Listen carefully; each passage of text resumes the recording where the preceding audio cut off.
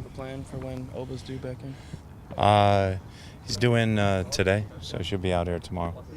That was the original plan. Yeah. I guess we kind of saw Fabio for the first time, not a guy that we've seen much of. I mean, what can you kind of say about how the year's kind of gone for him and what you kind of see in him? For some players it's a learning year, and for him it's a little bit of a learning year this year.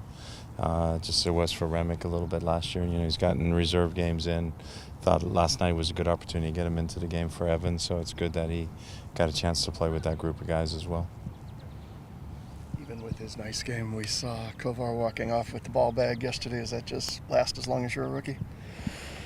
Yeah, and he's good. He's conscientious about that. He's a guy again who's got his feet firmly on the ground. He's humble, and he knows his place at the moment. So he's appropriate. That way, and I think that's why the guys like him as well. How do you kind of treat Sean in terms of as a forward or wide player, and maybe where he projects? He kind of mentioned maybe forward is more natural for him, and he's kind of learning out wide.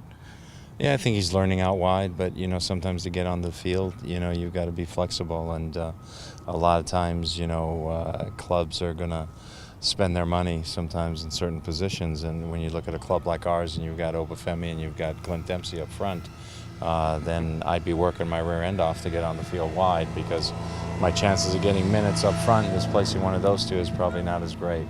So for him, it's just a matter of that learning curve, but sometimes guys deal with that, and sometimes guys don't. I remember when I first had Mark Birch in Columbus, I thought he would be a left back, and at that point he didn't think he was a left back, and so we ended up trading him to DC. He ended up being a left back.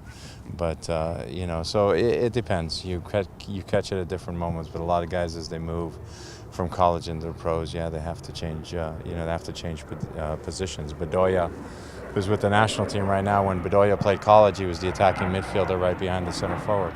He doesn't play there for the national team, so you have to adjust and learn how to become a wide guy. Where do you see Estrada's best position these days? He's been playing a lot of right back for us because of our personnel needs, and with us with the reserve game, he's been playing all right there. So we felt it was a good opportunity last night to give him minutes, and so we've actually played him more minutes in the back. And again, the forward situation with us adding Barrett this year and Cooper, and you've got Tristan Bowen and Sean Okoli who can all play up there. It seems like that's maybe a better fit right now.